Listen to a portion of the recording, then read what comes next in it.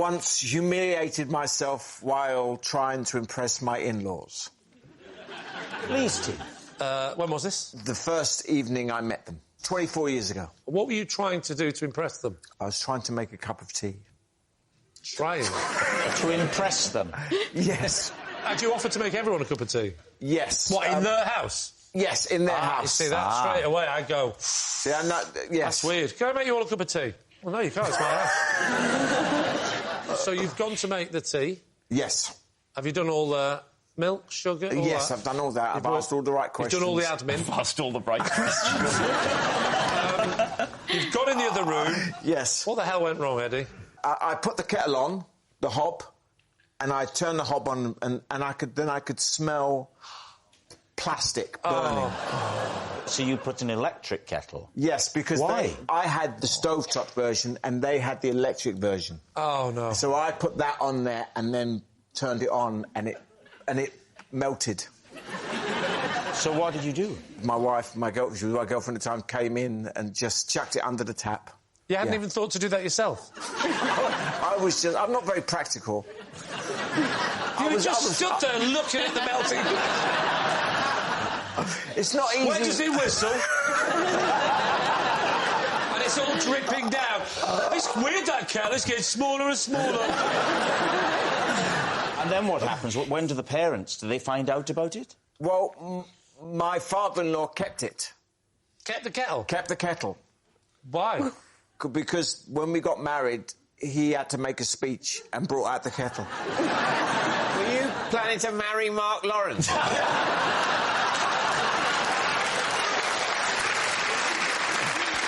Well, that's good. He immediately thought, this guy could marry my daughter. Unless he put it in the cupboard. When he opened it, loads of props fell out. Another one. Another idiot. So what's it going to be, then? Kadina? I think the detail in it makes it seem quite real. And the fact that he said he brought it out on the wedding That's the day. bit, innit? He's got a good imagination if this isn't true. I think it's true. True. OK, they think it's true, Eddie. Was it true, or was it a lie? It was true. When I was a doctor, I accidentally sent 2 patients for procedures they didn't need because I'd got their forms mixed up. Oh, so each other's form? The test that they needed, I put the wrong one on the wrong person. That's what I thought. Yes. Because, in fact, you've rather understated your crime, because not only did you give them tests... Crime is a very strong word. Well, I'll commute that to act of gross professional misconduct. Yes. It was a very different time, David. How long ago was this? Well, I wasn't a doctor for long. No. Probably for the best. What tests were they? There were 2 patients, and one required an X-ray of their neck. Right. And then the other one required a barium enema. A what? What's a barium enema? So that is where you squirt a radio-opaque dye into the anus, I'll say the word. Were you like this as a doctor? I'll say the word. Anus. One of them had a barium enema they didn't need, but also didn't have the neck X-ray they did need. I then had to sort of correct that. So they ended up having 2 tests each instead of 1. Well, hold on. Someone went in, right, for a neck X-ray and happily laid down and had an enema. Just because it said it on the sheet. That is a hell of a blockage. Yeah. I never used the word happily.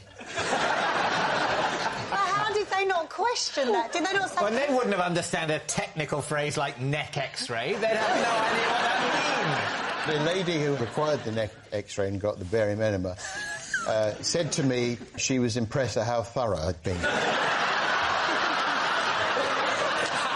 Did it help, these extra tests? Did you find anything up this lady's bum or this man? That could have saved them in the future? Now, fortunately, those were normal tests. Neck lady had a perfectly healthy bottom, and bottom guy's neck was A-OK. Did you, at any stage, come clean to these patient A and patient B? Of course not. All right, What are you thinking then? That's Koji. impossible, man. I can't go for a neck X-ray and get something in my bum. Crazy. Stacey. I couldn't tell you what it was like in those days. No, exactly. Exactly, Stacey. It was a different time. What It was year? a different time. What year? This would have been 1988. What was it like then?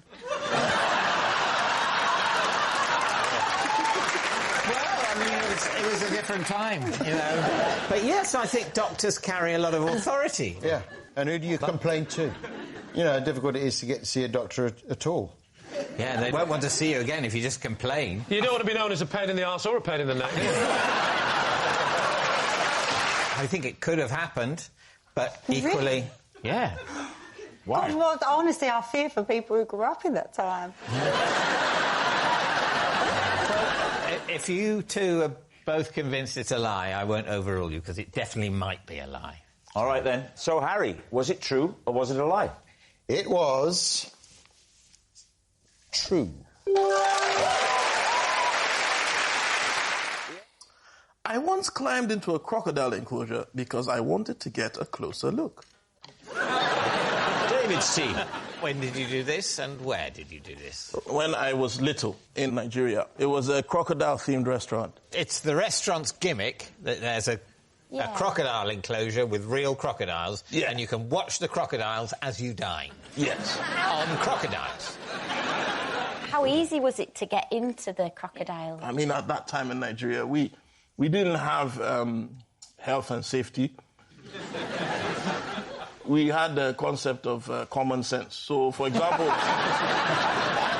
if there was like a street next to a river, there wasn't a fence and a sign saying caution, river next to street. Yeah. Because the Nigerian philosophy is that if you can see the sign, you can probably see the river.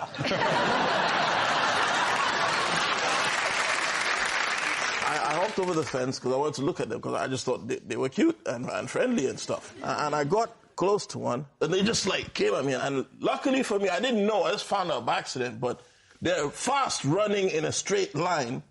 But if you take a corner, it's hard for them to kind of like. Yes, you're meant to run away from crocodiles in zigzags. Yeah, I didn't know that at the time. I was running straight, but he was gaining on me. I was running, and then I just like took a corner and hopped the fence. And what sort of state were you in? What do you think? What, terrified? Have you been chased by an animal before? Anybody? I've been attacked by a crocodile. Yeah, there you go. When were you attacked by a crocodile? We were in a Louisiana swamp. We were rescuing crocodiles. Will they not have been alligators? Alligators. Oh, well, I don't want to hear about it then. It's totally irrelevant. They're much smaller. I got chased by an ostrich as well. No way. Yeah, in a police officer's house. He's quite a well-to-do police officer. Okay. Because they take bribes. No. He had a lot of exotic stuff in his house, and one of the things he had was an ostrich. I got too close to one, and I was laughing at it because it was doing, I don't know whether it was a mating dance or a challenge. Like a... I kind of ended up doing the dance back. That probably wasn't a good idea. And it chased you? Yeah. Sorry, who did you say you was with? Who was looking after you? On which occasion? The policeman's house at the ostrich or the restaurant and the crocodile? Well, I mean, I'd like to know both, really. So, my parents practiced free-range parenting. Although that being said, I was more scared of my mom than I was of the crocodile. So, what are you going to say? What are you thinking, Lucy? I think it's true. I was listening to it like it was a real story. I forgot, actually, we were playing a game.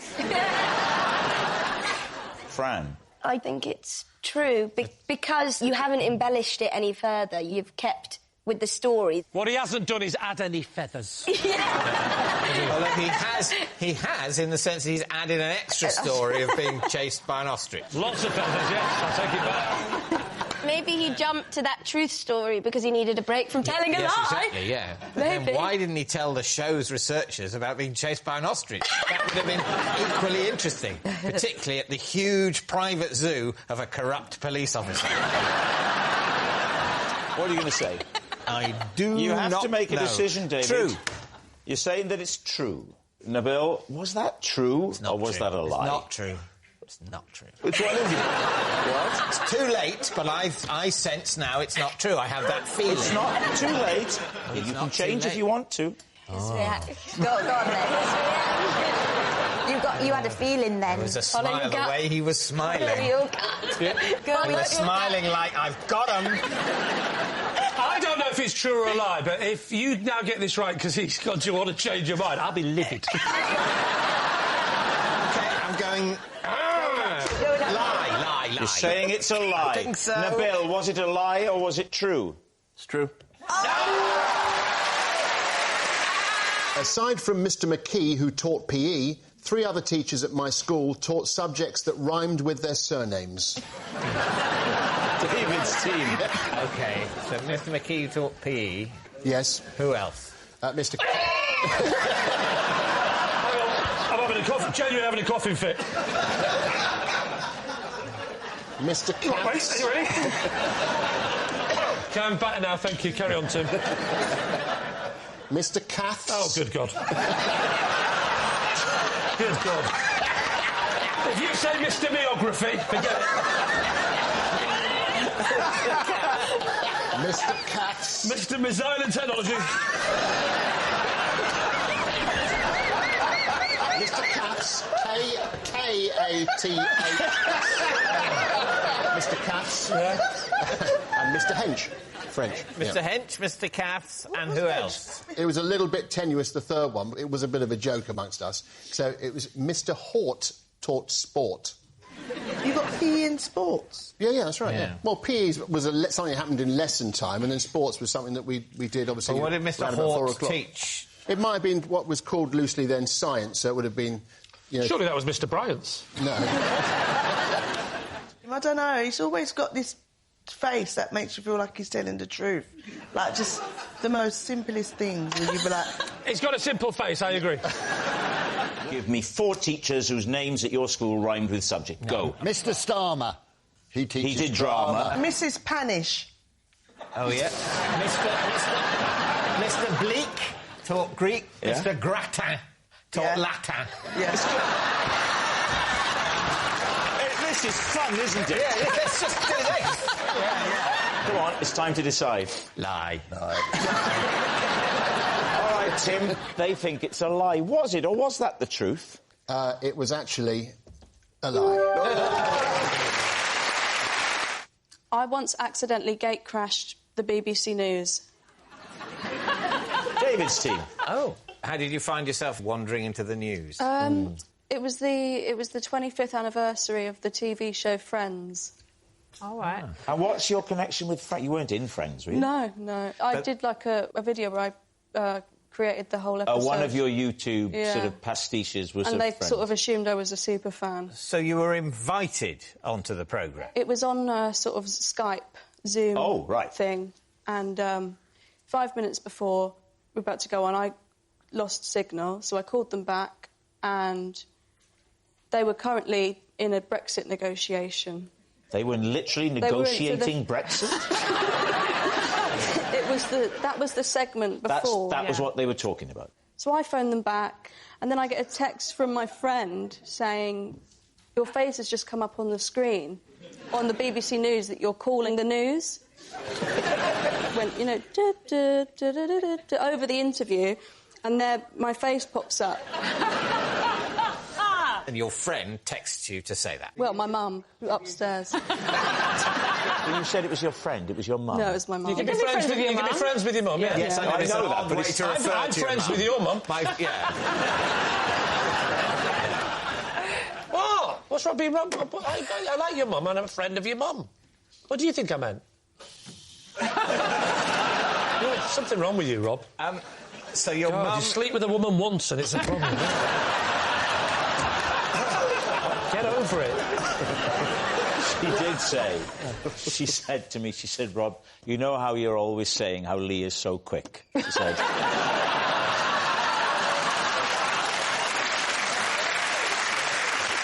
Well, what do we think then? Kadif? I feel it would happen to you. I want it to be true so much that I'm going to say it's true. Yeah. Well, I think we think it's true. Yeah. Right, Lucia. Was it true or was it a lie? It was true.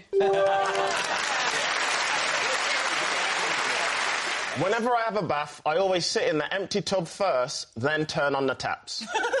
Please, T. How long for? Well, depends what I'm doing. What might you be doing while you're sitting in an sometimes empty shaving bath? my head. In the bath? Yeah. Well, when you put the bath on, all the hairs are floating in the bath. Well, I don't know, maybe it goes down the drain before I turn it on. Well, how the hell does it go down if you haven't turned it on? You got a massive straw?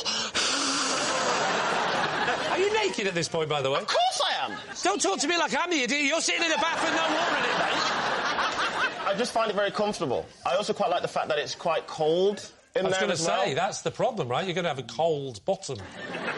What about additives like a bubble bath or some bath salts? Which do you favour? Yeah, bath salt. Oh, do you like to put the salts in first on their own? Just sit on there like a really miserable slug. I just don't believe one word of it.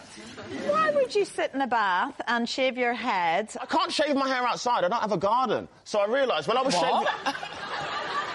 Weirdly, I do have a garden. I've never realised what I was supposed to be using it for. Can I ask a question? You're shaving your head. Are you manscaping? Every now and again. Would you explain to David what manscaping is? It's sort of shaving and making sure everything looks neat and tidy. Like a golf course. Like a golf course.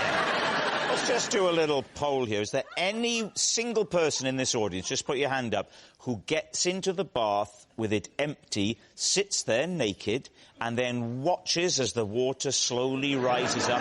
All right, Rob, you don't because say like that's... that. There's a few people! Really? That's weird, because it's all the bald men. What are you thinking, Sam? Truth or lie? Would you be open to shaving other men in the bath? We're a pre-watershed show. It sounds all right, I don't know. Is he telling the truth? For a long time, I thought he was, but then some of the stuff Lee was saying, I was like, all right. I would say that I believe Lee in some of the things that It's not me doing it, it's him. I think it's a lie. You think it's a lie? Yeah, we'll say it's a lie. They say it's a lie. Was it a lie, Darren, or was it true? It is a lie. Whenever I drive the car, I can't help but make vroom vroom noises. Please, team.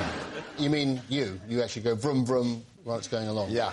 I suppose it goes back to when I was a kid and you're playing with cars, you know. And the cars now, they waft, don't they? They go... And so if you're going into a roundabout...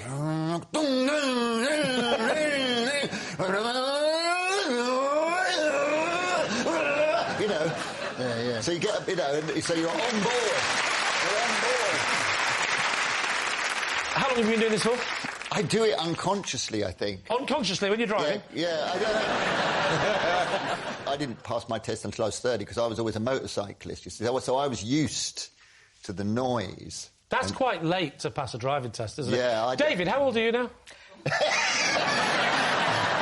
I'm 49. And when did you pass again, remind me? I haven't passed. Oh, you haven't yet. passed, have you? That's it. Have you ever tried? Have you ever sat your test? Once. And what happened? What do you think? Well, we know you failed. What happened? No, I crashed into a mobile library and exploded. Did you go back in time? Mobile library. Well, it was in the past. Was it a DeLorean that you were driving? Oh, this is a good opportunity for me.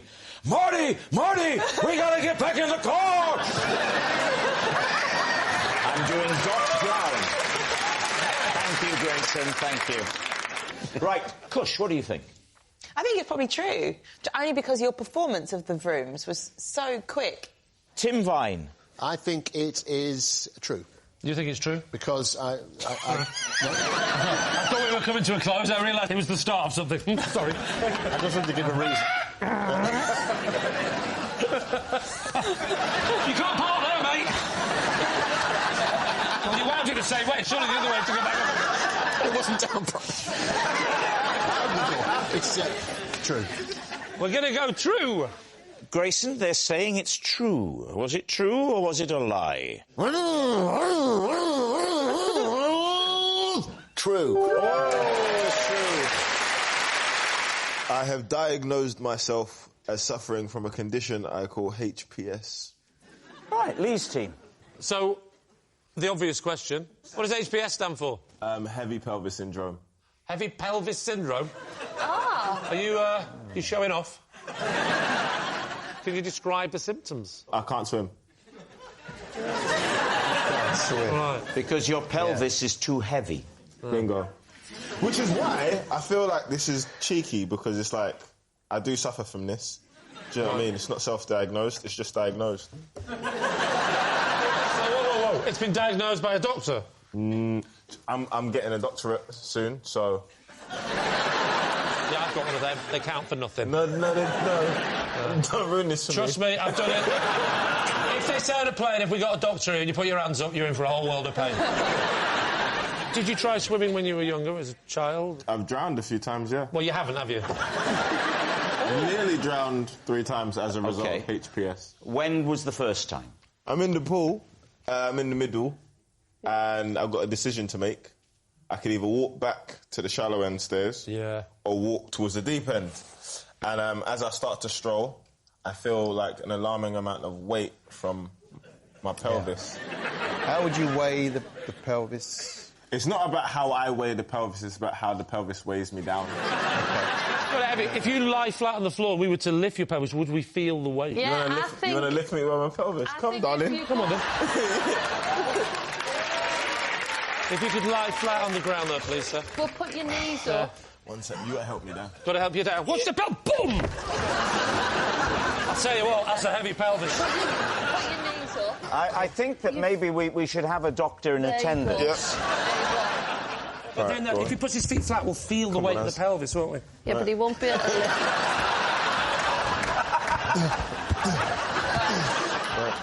Just relax. Yeah, it's not... Is it heavy? It's quite a heavy pelvis, but I think he might be forcing it down. Help me up. You need to compare it to another pelvis, really. You!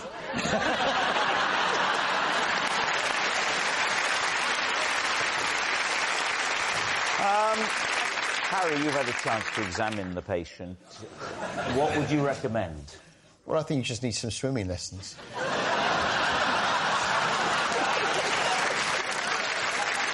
What's it going to be?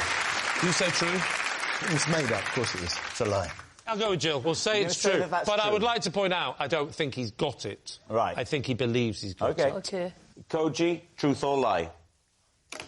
HPS is a real syndrome, and it's true. He did think a bit too quick. I was sick into the FA Cup. Oh. Yeah, David's team. Were you? For the love of God, say yes. I actually was. That's a very good follow-up question. Under what circumstances? So, basically, we just won the FA Cup, and then people do that thing where they pour the champagne into the FA Cup. Who is we, Jill? Manchester City. Manchester City, yeah, right, Manchester City. I take a sip of this champagne stuff, and I brought it back up into the FA Cup. Did they sing a song like, we like to drink with Jill? Because Jill is our mate. And when we drink with Jill, she dance her drinking 8, 7, 6, 5, 4, 3, 2, 1, yay! And then and then I was sick, yeah. Are we the only two that go out? Yeah, I've never heard that song. That's also new to me. I've never heard that in my life. But you know what the worst thing was? The person who got the second swig. I didn't tell the girls. Oh. I know, because then they were passing it round. This wasn't a full vomit. This was more like a short-term regurgitation. Yeah, but I was a bit sick. Did it go down the wrong hole? No, it definitely went down the right hole. I think the part that makes me suspicious is I believe Jill was a really nice person and she'd be like, oh, I've just puked in that. Is that your definition of a nice person? What do you reckon, Koji? I reckon you did it. It's like the end of EastEnders. You think lie? So it's up to me. Yeah. Yeah, I reckon that's true. Jill, was it true? They think it was, or was it a lie? So it was a lie. I wrote a text moaning about my Strictly Dance partner, then accidentally sent it to my Strictly Dance partner. Good Lord, Lee's team. Who was the Strictly Dance partner? Gilda Horn. So that I live in Germany, and he was my first Strictly partner. So this is a German celebrity? Yes, a Gilda singer. Horn. He's not in the Gilda- adult film industry. It's a quite famous man. What's he famous for? Singing. He's singing. It was my first year as a dancer on the German show, and it was actually a text before a very important competition, Blackpool, and I was really stressed out. Blackpool? Yes. Does German Strictly get to Blackpool as well? No. Because that would be insane. I don't know why we go to Blackpool. The idea of people all over the world going to Blackpool. All dancers go to Blackpool. What did the text say? Oh. I wrote something like, he's not great, and I'm so glad that this is over soon, and then I'll be stress-free for the rest of my life. But then you sent it to him? I sent it to him, and he was standing in front of me. Why didn't you just tell him? He asked me the same question. How long had you known him at this point? 2 weeks. So you were 2 weeks into the training? Yes. And who were you sending it to, the text, or you thought you were sending it to? To my dance teacher, because he was asking me, how are you keeping up? Did you realise the moment his phone pinged? No, I realised when he came to me. Which was when? Straight away or in... Straight away. Wow, that's German and efficient, isn't it? And what did he say? He's like, thanks. So how are things between you now, then, after this event? We became intense friends because once the truth is out, it's out. Lots of people become intense friends on Strictly, don't they? No. And how did you do ultimately, and how far did you go? I'm in the competition.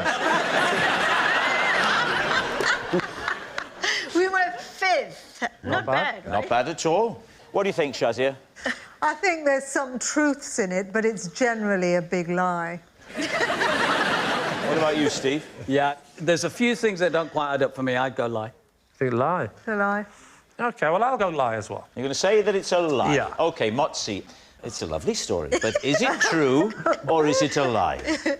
Well, it's true.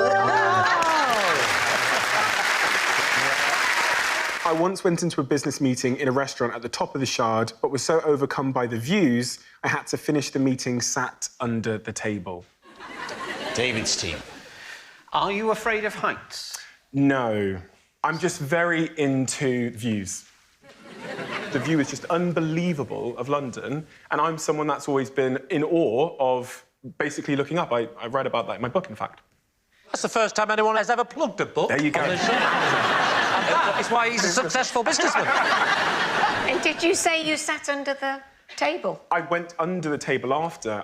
The reason why I ended up under the table was because I was uploading the photo to Instagram, and the lighting up there it's so bright, so I went under the table and I uploaded the photo to Instagram saying I'd just taken this picture and I was blown away by it. So instead of looking at the amazing view, you're looking at the internet. Social media, Yeah. it's my background. What was the business meeting about? We were meeting the CMO of Adidas, I believe, to talk about one of their in-store activations that we were doing at the time, so... Talking to them about the what? We were doing a national in-store activation where visuals played in their stores on their... Ladies and gentlemen, hello and welcome to a brand new show, The Generation Gap. Tonight, old David Mitchell will be meeting Stephen and he'll be getting very confused. Don't worry, we'll be bringing you a cup of tea in a moment. A social media campaign with Adidas across... Right, so lots of things on the internet about shoes. Smash it.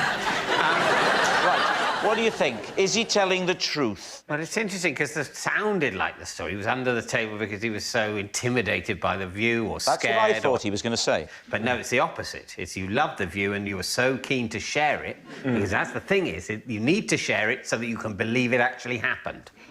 And that's the thing. We want to make a mark on the wall. Some build cathedrals, others tweet. We all want to leave a mark.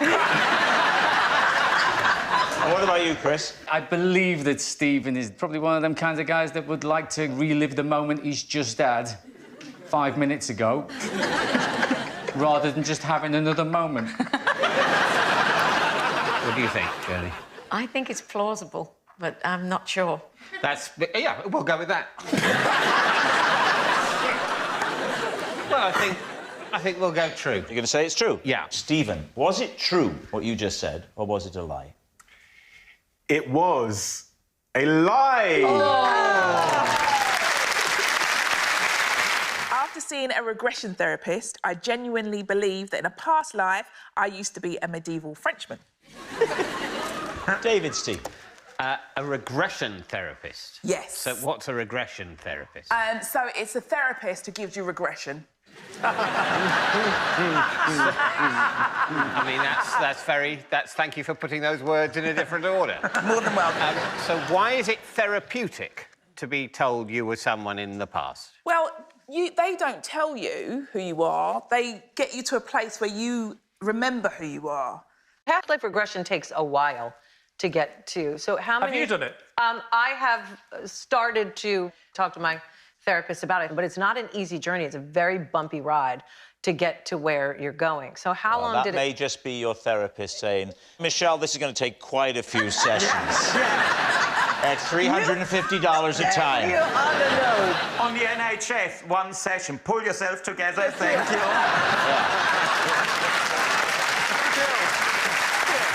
So go on then, Chizzy.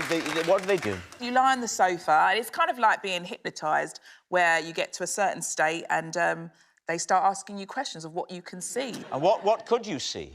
So the first thing I saw was I landed in this field and they said, what's on your feet? And I said they were like these metal shoes and they sort of pointed. So armour? Yes. Essentially the booty bit of armour? Yes. I've never heard you sound so butch in my life.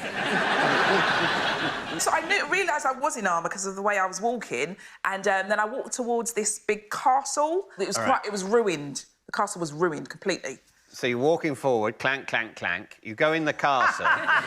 More likely to be clank, clank, clank once you get to the castle, which would probably have had some sort of floor, whereas the field was more... Yes. You walk to the castle, clank, clank, clank, clank, clank, clank, clank.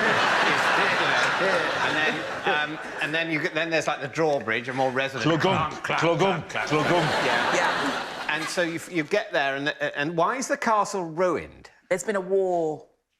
Nothing to do with us. Preempting what would be said next, so... No, there's been a war, and there's also bears. What? There's bears. From the Happy Mondays? No, bears. Bears from the Happy Mondays. Oh, bears. No, she said there was also bears. Don't say it again, Rob. I said from the Happy Mondays. Thank you. So you're in a castle. Yes. The castle's in ruins. Yes. And there's bears. What, Yes. from the Happy Mondays?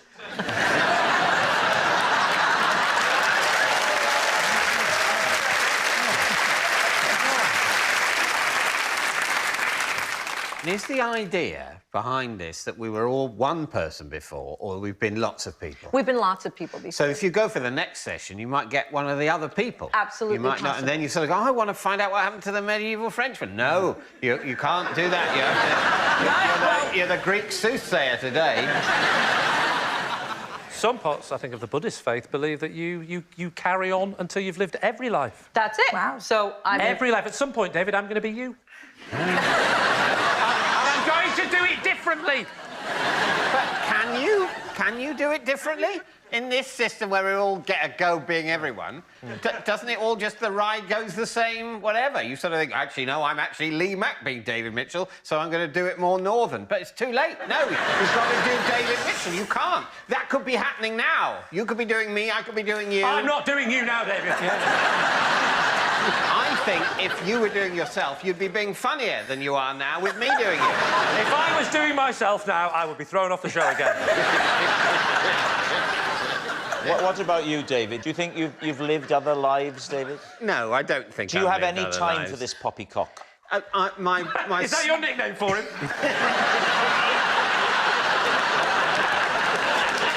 Get a room, you two! Michelle, I think you're going true. 100%. Right. I mean, Michelle is so convinced that it's true. Yeah. That I would then go with Michelle. It's not hard to believe you went to a therapist and lay down and closed your eyes and had a think.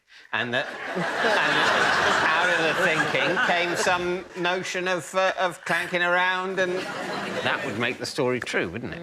I think we're going to say true. Right. Chizzy, was it true, or were you telling a lie? Oh, guys, come on. Yeah, it's true. Whenever I need an energy boost, I'll stop doing what I'm doing and I hug a tree. Right. Lee's team. Right. When was the last time this happened, Gemma? 2 hours ago. Didn't you arrive here about 2 hours ago? I did. and Where when in Elstree Studios did you find this tree? Well, when I turned up, I was like, oh, my gosh. Like, meeting Rob, I'm his biggest fan. That's why I agreed to do the show. And that is the truth. You don't know how buzzing I am to be this close to him. It's a lie. So basically, I felt really nervous and I was like, oh, my God, I'm going to see him with my own 2 eyes, not just through the TV screen. I need to hug a tree and ground myself. What tree was it? My security guard took me over to Tesco's. Stop. Your security guard? Yeah. Did you think there was a chance that maybe Rob would attack you today? Yeah, I was hoping. I was absolutely hoping. Can I just say, I'm genuinely confused and I'm not quite sure how to react.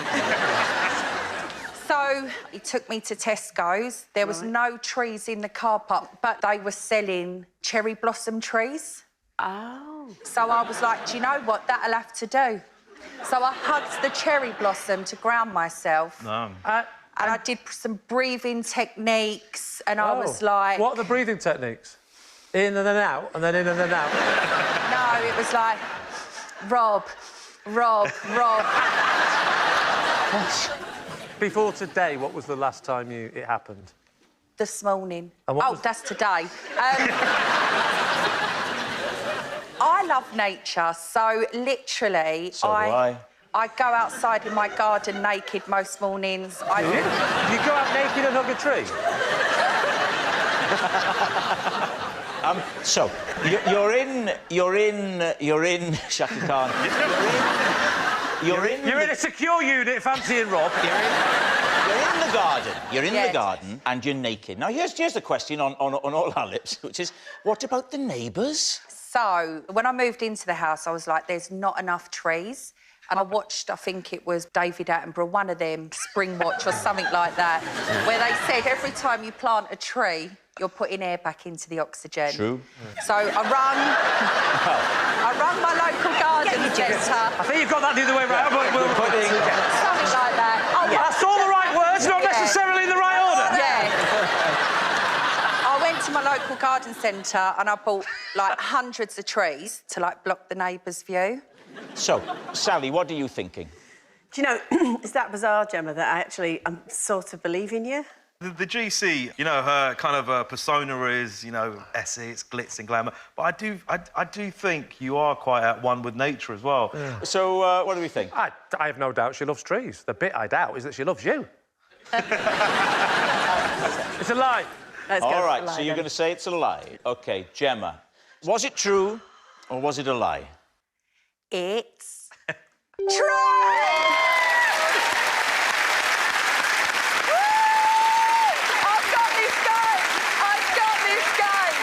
Possession. OK, there's a box under your desk. Could you take the item out of the box, pop it on the desk, and then read the card? This was my lucky mascot Thumper. When I played for England, he had his own seat on the coach next to me and was always the last person I looked in the eye before leaving the dressing room. Wow. Lee's team. Can we get him? Yes, let's see your sporting Don't throw it prowess. forward. Do not throw it forward, otherwise that will be a foul. You could pass it to me if you want. Team play. Yes, of course. Catch it, please. That's quite a thrill for me. Thank you. Thumper. What? Be careful with that. Be careful. Oh, Morgana. Oh, Morgana, what are you doing? Of all the places you could look. Does it smell of? Success. Yes. I would like. Imagine if this was. It would smell of like jock straps and sweat. And just mud and general. Wow. Where did he come from, Hugo? Where did you acquire him? Had him as a child. As a child, so a gift from a kindly parent or relative. Hang on. This belongs to Johnny Wilkinson. What does that mean? So, how long have you had him? About 25 years. OK, keep an eye on his face. Would that annoy you a bit? Sorry? I'm just checking out if that annoys you. He seems you're not that bothered, doesn't it? Look, I'm doing that. So you said he sat next to you on the coach. How did that come about? So I started playing rugby age 13 and I went to boarding school and he came along with me and he was a comfort to me at school. Right. Can I give him back now? I feel like... No, you can't, because you're going to fuzz him. No, don't worry. No, you don't. I pretend it's... No! It's a conversion! It's a conversion! No, you can't! No, you can't do that. No. You can't. You can't. No, you're clapping!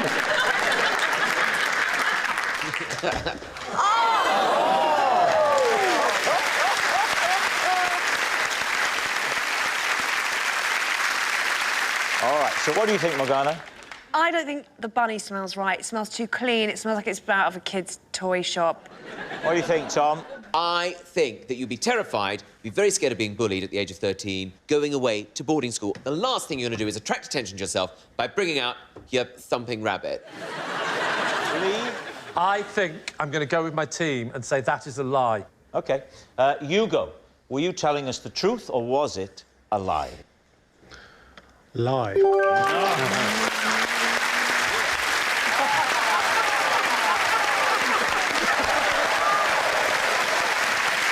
I once had to explain to the police why I had 2 coffins in the back of my van.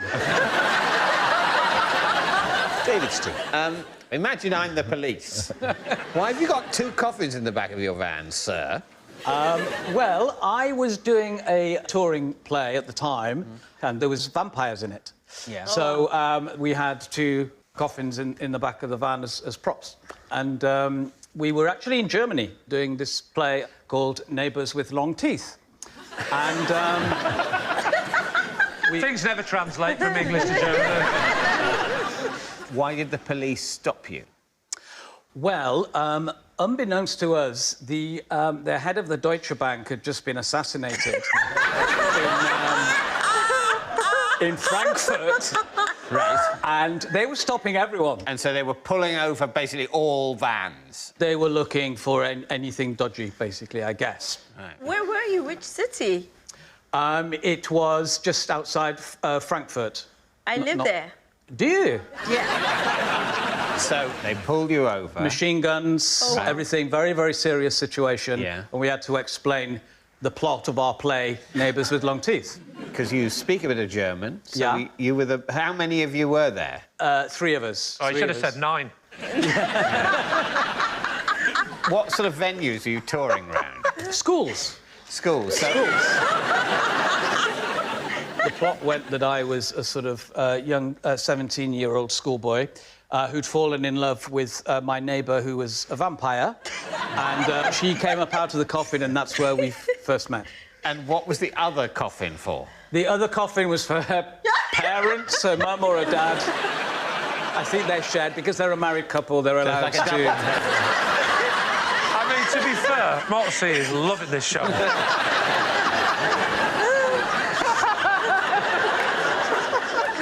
And how did you explain all this to the police?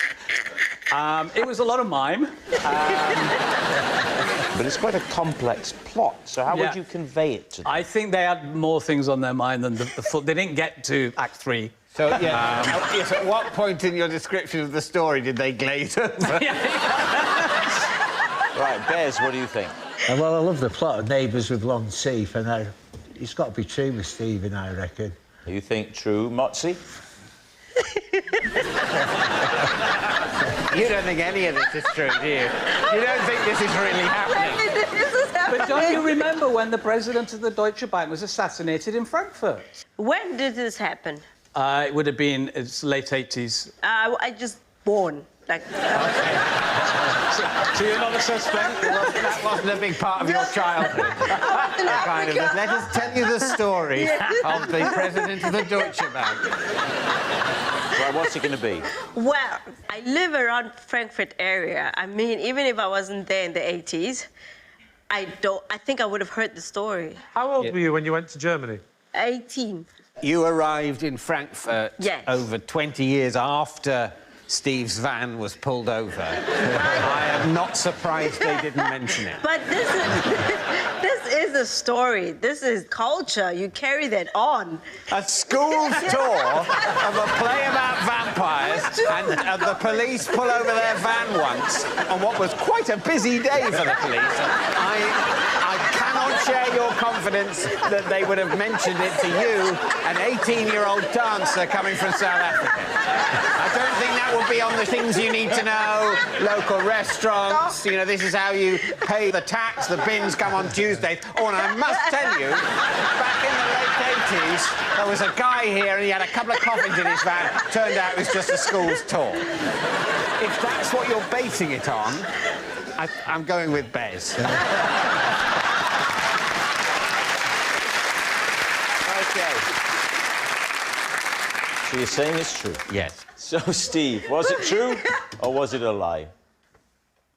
True. And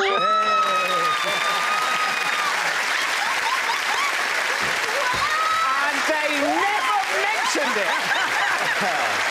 I am moving out. Whenever someone sits down next to me in public, I always say boing out loud just as their bottom hits the seat and then see what happens next. David's team. So as they sit down, does it have to be right next to you, or They have to be able to hear me say it. Do you say it quietly? Do you say it loud? I don't think I've ever done anything quietly in my life. Do you want to demonstrate? Yeah, let's have a go. Lee, can you stand? Just about. What's this for acting? Boy, And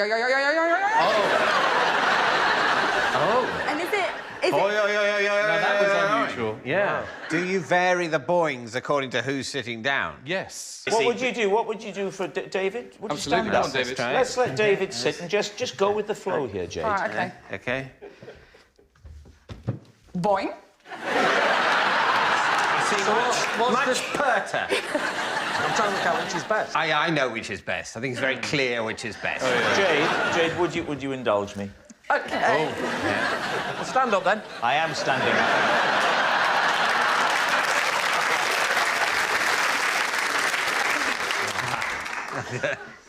Boing. Is that a Welsh boing? Yeah. It's just quite Welsh, but also quite seductive. Ellie, what do you think? I can see it, you doing it. Do you have to be on it? Do you have to be focused? So when someone sits down, they go, boing. I don't think about it that hard. It's just... if someone... You can spot the Olympian, can't you? You have to be on it. You have to be focused. I don't really think about it, really. OK, David, it's time to be a captain, to be a leader. Okay, what do you think? Real leadership quality, that.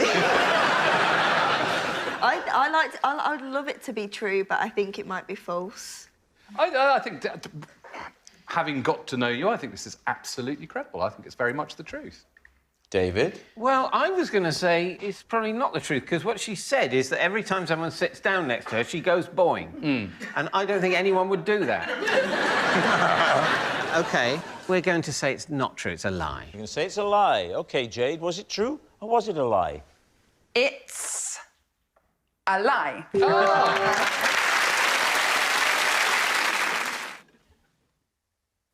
Right.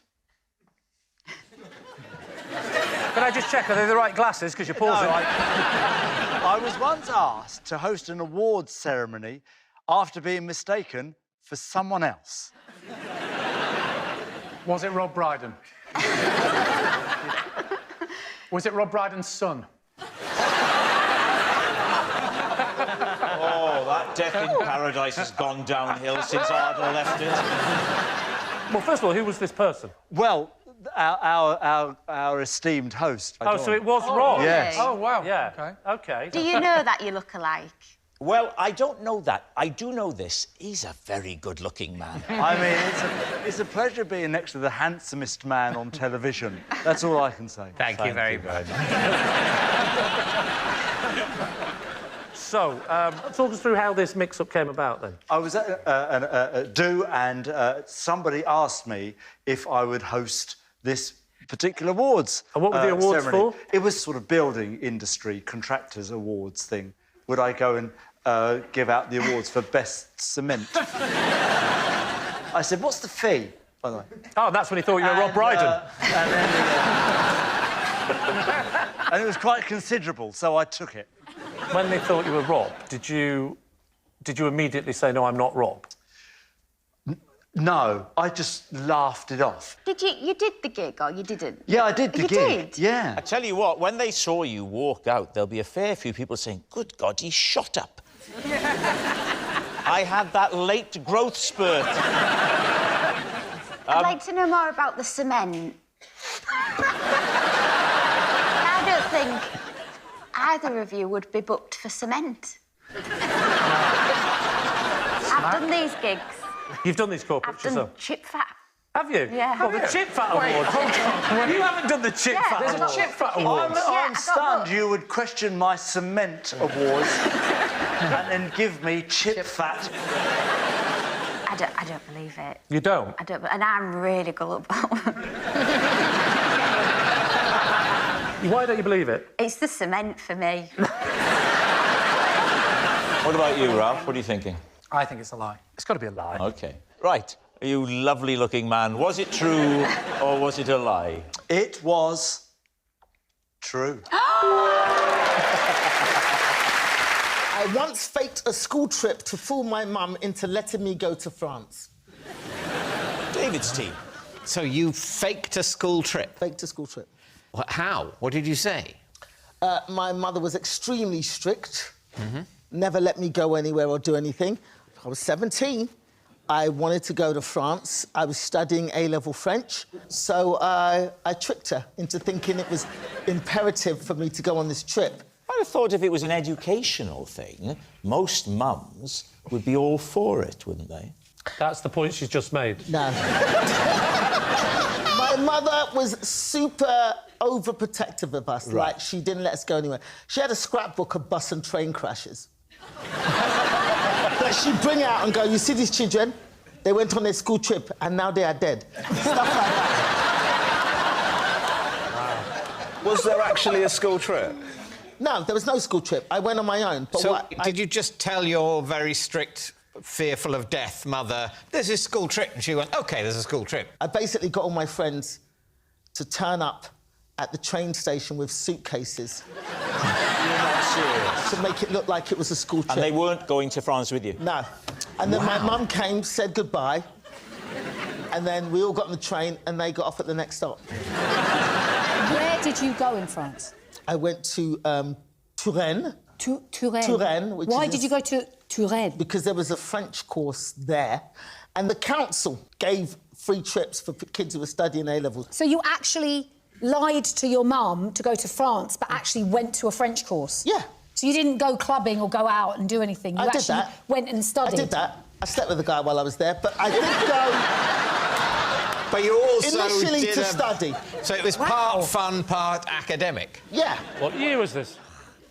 I'm going to say the 80s. Because I was there in the 80s. Yeah, 80s, yeah. So how long was it?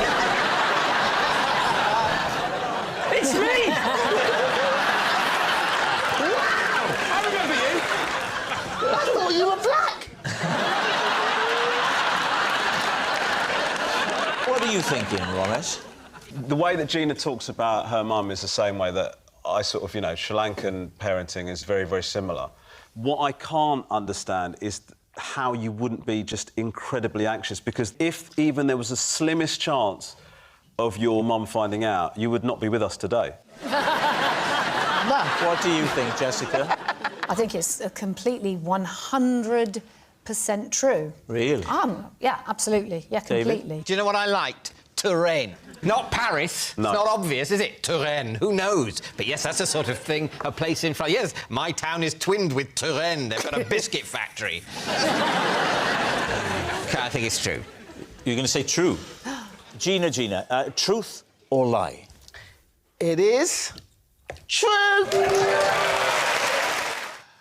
I once made a 72-hour round trip to Australia just to pick up a really rare record because I couldn't risk it getting damaged in the post.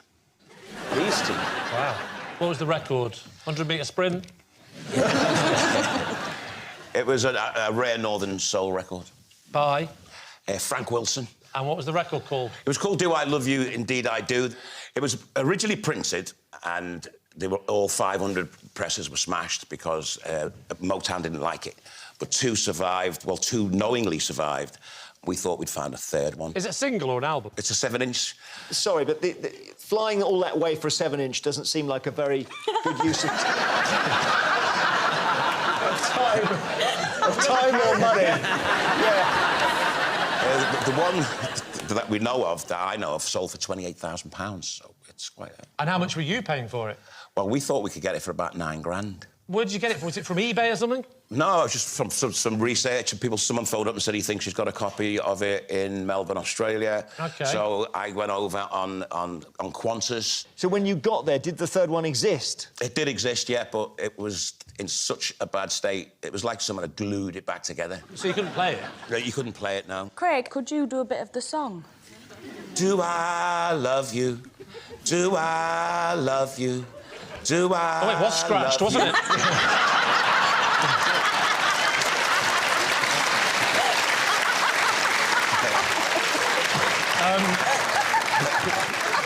Presume you'd have been expected, if you'd have brought it back, expected to pay import duty? I wasn't expecting that. You might not have been expecting it, but I suspect they were. Jeremy, what do you think? It just seems so impractical to fly that distance and pay that amount of money to buy something. So I'm edging towards lie here. Did you offer him anything? I did offer him £5,000. And he said no? And I brought it home. Oh, you did buy it? So you've got it now, have you? Yeah. This now sounds true. I think it's true. Yeah, well, I think he's well known for his love of music, so he might be mad enough to do that. We'll say it's true. Saying it's true. They think it's true, Craig. Was it true, or were you telling us a lie? I was telling you a lie. I recently wrote a rap about the benefits of sensible pension planning. Oh, you've got David's interest. Could you do a bit of that rap, or...? I don't really remember it. You've forgotten it? Yeah, it was a while back. You said recently? Oh, yeah. Listen, I'm new here. How did it come about? I do a lot of adverts for people, and they want me to rap for them. I'm a musician as well as a TV chef, and I normally rap about stuff for money. Very honest about it. So you were commissioned by essentially an advertising agency? Yeah, the pensions from the government. Do you remember any of the lines from the rap? I know a part of it went, pension, pension. I'm going to say something. As an actor, often when you finish a show, the whole thing goes. As soon as you have done your last show, you cannot remember a Only he didn't, because he just sang 2 lines. No, what he did, Gabby, was he went, pension, pension. What he should have done is put a little bit of the rap away each month, and then...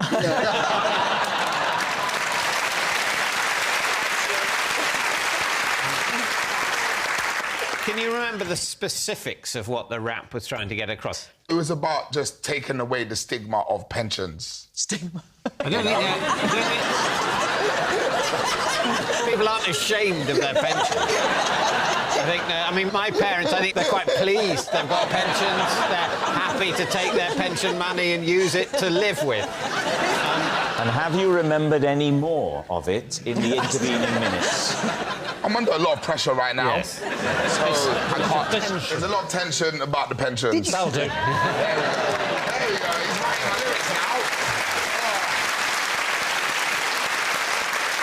So what do you reckon? I'm not aware of a recent government campaign to raise awareness and get rid of the stigma of pensions among young people. I don't think you not being aware of this campaign should direct us in one way or another. You think because it might? I don't think your algorithm is what they would aim Big Zoo's adverts. You get those walk-in bath adverts, don't you?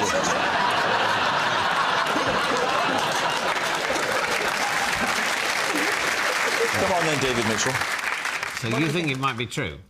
I'm weighing towards truth. Yeah, I think it's true. We're going to go true then. OK, you're going to go with your team. Zoo, they think it's true. Was it true or was it a lie? It is true. Yeah! All right. I've had to up security at my gigs because old women won't stop kissing me. Ooh. Please, team. How old are these women? I would suggest maybe like 60 upwards. And what kind of Whoa, kisses... whoa, whoa, sorry, you're saying that's old? Don't listen to him, Rob. What kind of kisses are they going in for? They're going for a smooch on the cheek. Some might try and get one on the lips, but it's like, no. And are they trying to get on the stage, or is this at the back? No. This is at the meet and greet. So I do meet and greets at some of the... Yeah, at some of the smaller You charge venues. extra for that? No. Could be. I mean, I could, but I don't want to, you know what I mean? It's not that kind of meat. Do you not like... I'm not suggesting he's offering himself as a gigolo. You should tour with Claudia, you could do meat and gravy.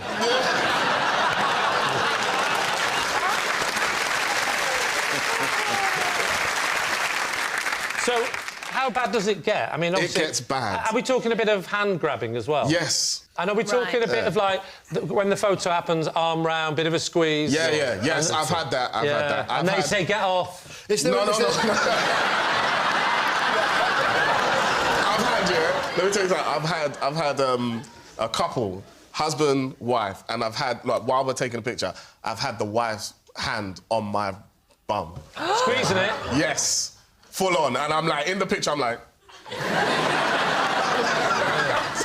What are we thinking? Was Babatunde telling the truth? I think he's got an approachable way about it. And especially on the, you know, I'm a celebrity, they share everything. Exactly. Yeah. So they feel like they know him. I think it's true. I think it's a lie, actually. And I think he's just showing off.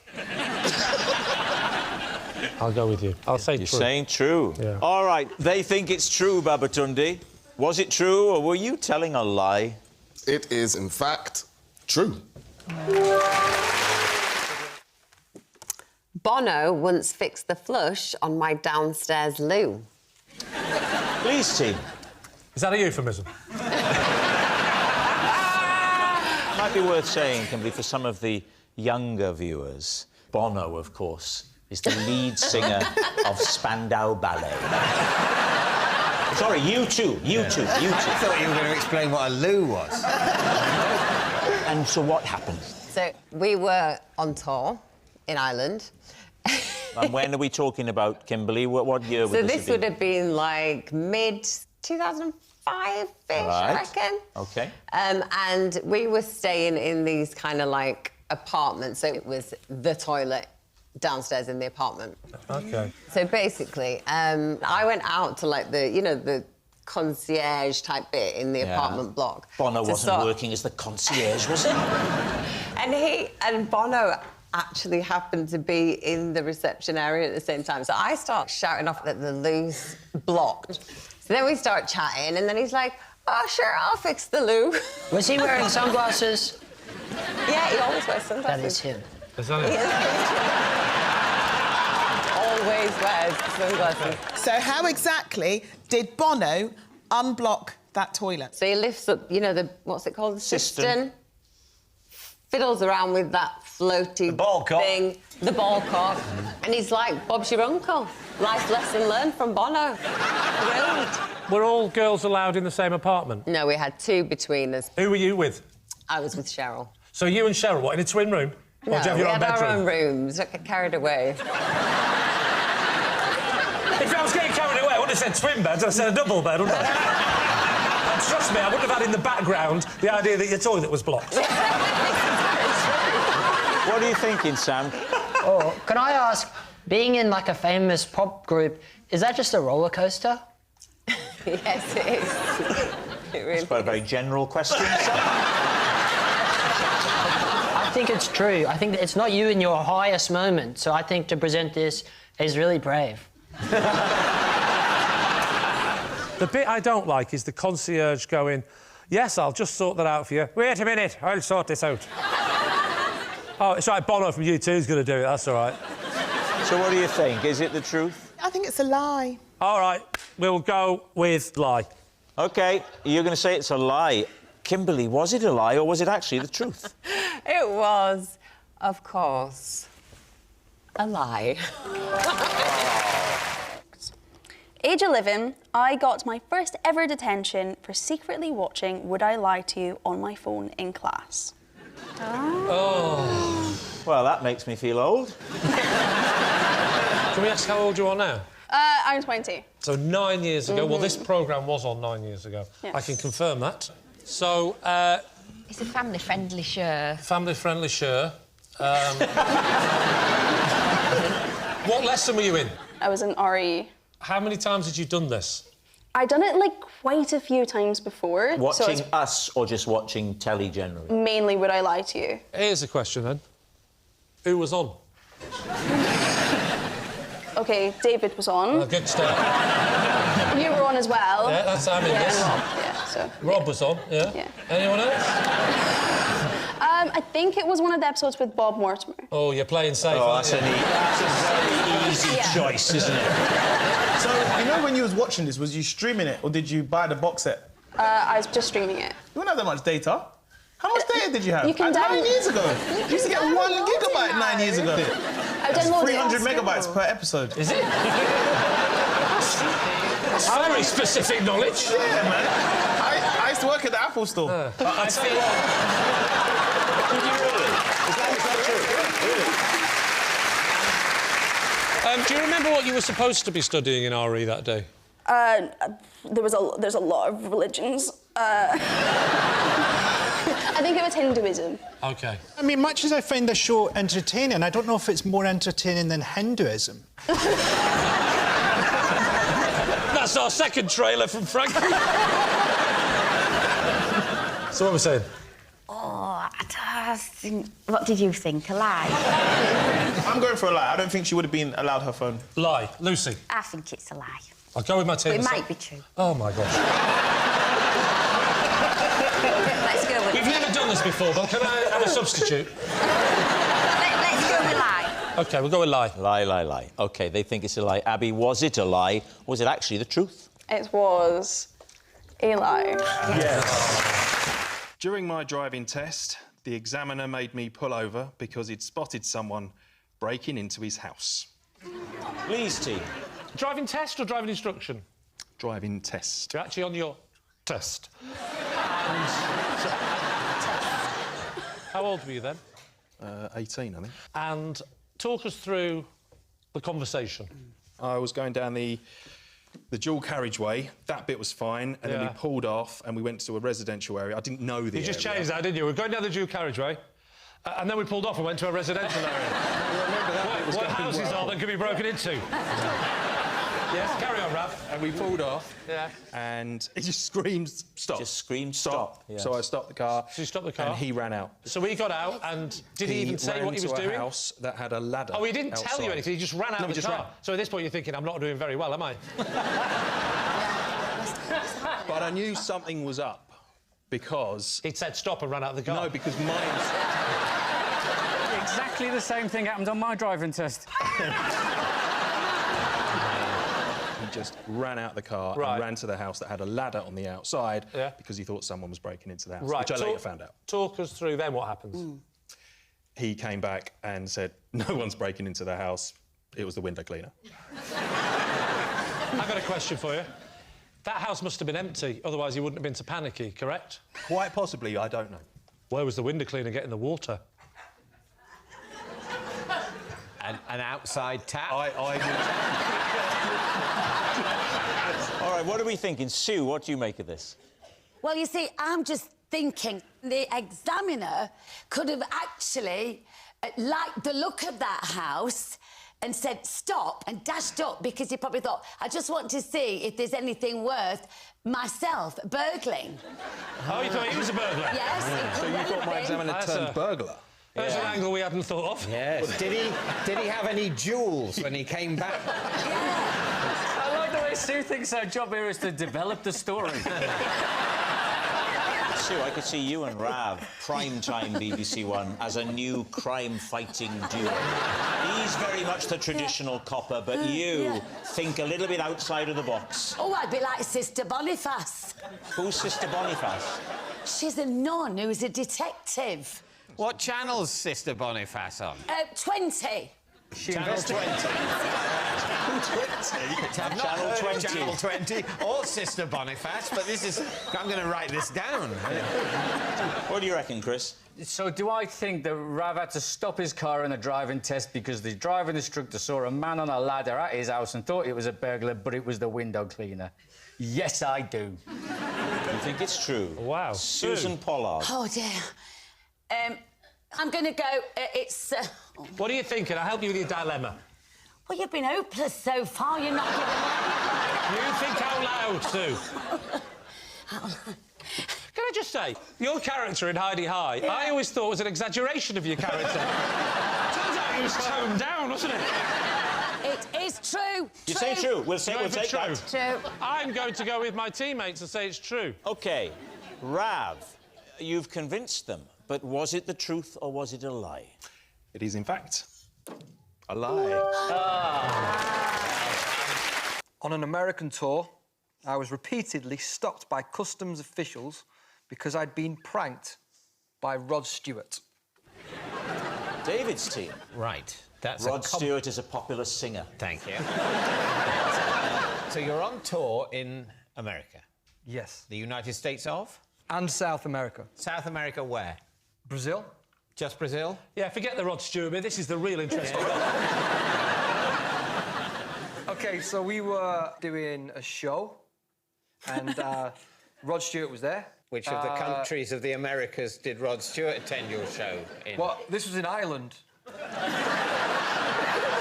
Had he come just to see McFly? No, he was doing the same show. It was a toy show. A toy show? Yeah, at Christmas time. Big celebration, loads of toys. Yes. And McFly and Rod Stewart. Was it a dream you had? So Rod was there, and he's like, hey, Danny! And I'm like, hey, Rod! Sure you haven't been watching Rocky?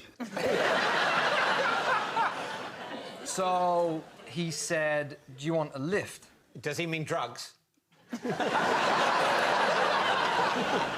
He went back home. He's like, well, I'll give you a lift on my jet. Wasn't he sailing?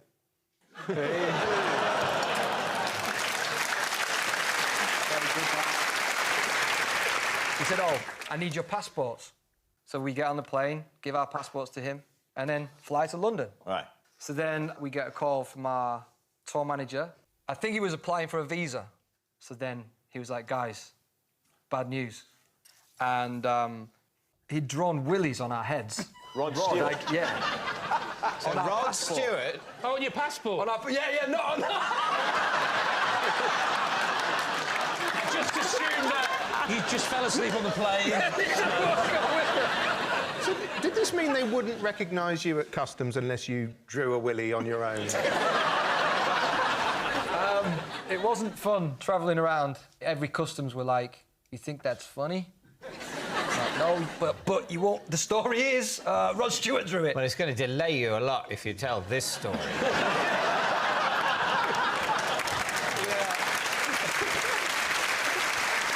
When you told people at customs that Rod Stewart had drawn these appendages on your head, did they believe you? Well, no, so we stopped saying that. Why would Rod Stewart be performing at a toy show in Ireland? That doesn't add up. Oh, but it's all right for McFly to do that, is it?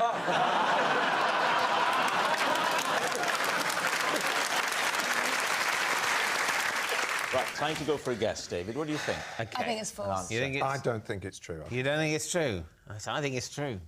I'm not confident enough to overrule. I'm just, you know... Well, what are you doing in the captain's seat, then, you coward?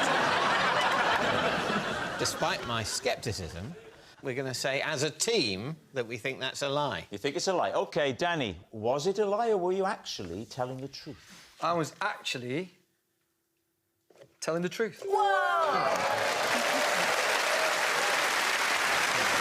I was once a body double for a head lice advert. David's team. What do you mean a body double? I had head lice at the time. OK. They show the boy, and then they show the back of the head with the lice. I was not the boy, but that back of the head, and those are my lice. So when they were casting the advert, they thought, well, we can't cast someone who's necessarily infested themselves. The lady who invented the comb, it was her son. Which comb are we talking about? The Knitbusters comb. Knitbusters? Yeah. Sorry, the person that invented the comb for head lice... Yeah. Her son was in the advert. It's called nepotism, David. Odd name for your son. Yeah. Where are we in Australia, Sam? Oh, you're not having one of your breakdowns again, are you? This is in Queensland, dude. How did they know you had head lice? Because you don't advertise that, do you? Best friends with this guy, yeah. Him and I were as thick as thieves.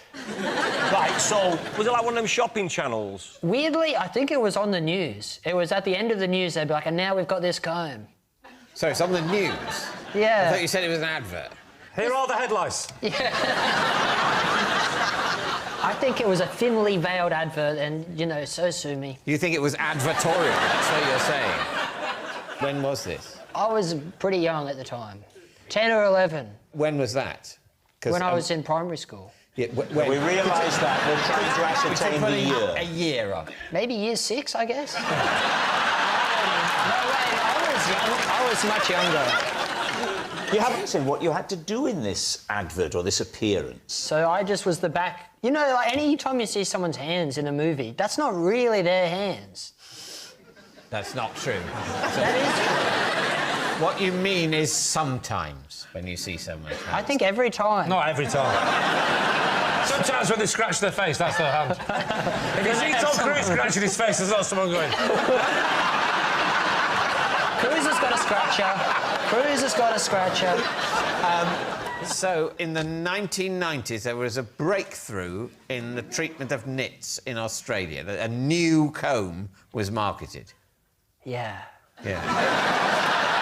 And what was so great about it? What was new about it? That the previous I think nit the combs... spacing between the teeth on this comb was just really gobsmacking. Up until then, they were like that far apart. They just...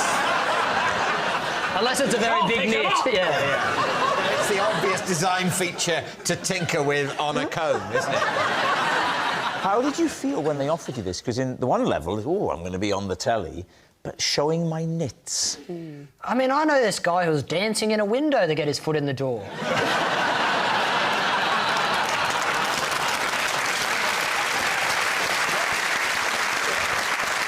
All right, well, what do you think? You know, mainly because you mixed up advert and news. Otherwise, I'm totally buying it. Me, I think definitely lie. I think lie. I think we do think it's a lie. I mean, you have a disconcerting presence. No. Sam. So in You a say way... the warmest things to the guests, David. But there's also something ghostly about you. I wouldn't be surprised if the next recording they said, wasn't it weird that on Lee's team we only had one guest? I said, no, there was another guest, Sam. He was from Australia. And Rob says, there is no such place. But I think we think it's a lie. They're saying it's a lie. It's a lie. Sam, truth or lie? That's true. No!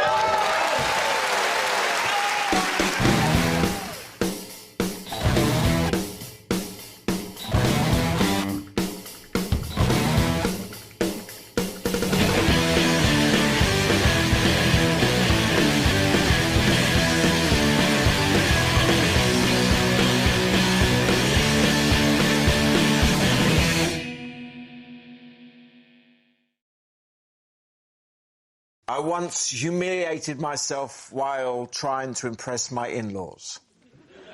Please, Steve. When was this? The first evening I met them, 24 years ago. What were you trying to do to impress them? I was trying to make a cup of tea. Trying? To impress them? Yes. Had you offered to make everyone a cup of tea? Yes. What, in their house? Yes, in their house. You see, that straight away, I go... See, I'm not... Yes. That's weird. Can I make you all a cup of tea? Well, no, you can't. It's my house. So you've gone to make the tea? Yes. Have you done all the milk, sugar, all Yes, that? I've done all that. I've asked all the right questions. You've done all the admin? I've asked all the right questions. You've gone in the other room. Yes. What the hell went wrong, Eddie? I put the kettle on, the hob, and I turned the hob on, and I could smell plastic burning. So you put an electric kettle? Yes, because Why? I had the stovetop version and they had the electric version. Oh, no. So I put that on there and then turned it on and it melted. So what did you do? My wife, my girlfriend at the time, came in and just chucked it under the tap. You hadn't even thought to do that yourself?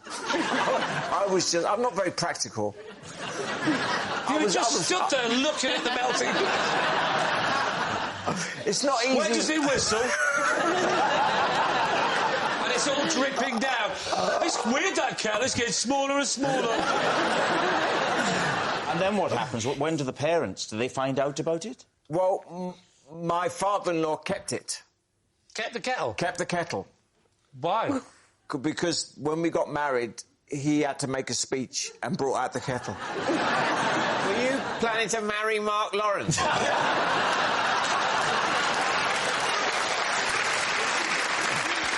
Well, that's good. He immediately thought, this guy could marry my daughter. Unless he put it in the cupboard. When he opened it, loads of props fell out. Another one. Another idiot. So what's it going to be, then? Kadina? I think the detail in it makes it seem quite real. And the fact that he said he brought it out on the wedding That's the day. bit, innit? He's got a good imagination if this isn't true. I think it's true. True. OK, they think it's true, Eddie. Was it true, or was it a lie? It was true.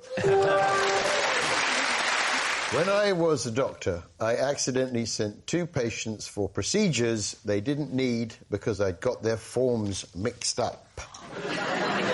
Oh, so each other's form? The test that they needed, I put the wrong one on the wrong person. That's what I thought. Yes. Because, in fact, you've rather understated your crime, because not only did you give them tests... Crime is a very strong word. Well, I'll commute that to act of gross professional misconduct. It was a very different time, David. How long ago was this? Well, I wasn't a doctor for long. No. Probably for the best. What tests were they? There were 2 patients, and one required an X-ray of their neck. Right. And then the other one required a barium enema. A what? What's a barium enema? So that is where you squirt a radio-opaque dye into the anus, I'll say the word. Were you like this as a doctor? I'll say the word. Anus. I've said it. One of them had a bearing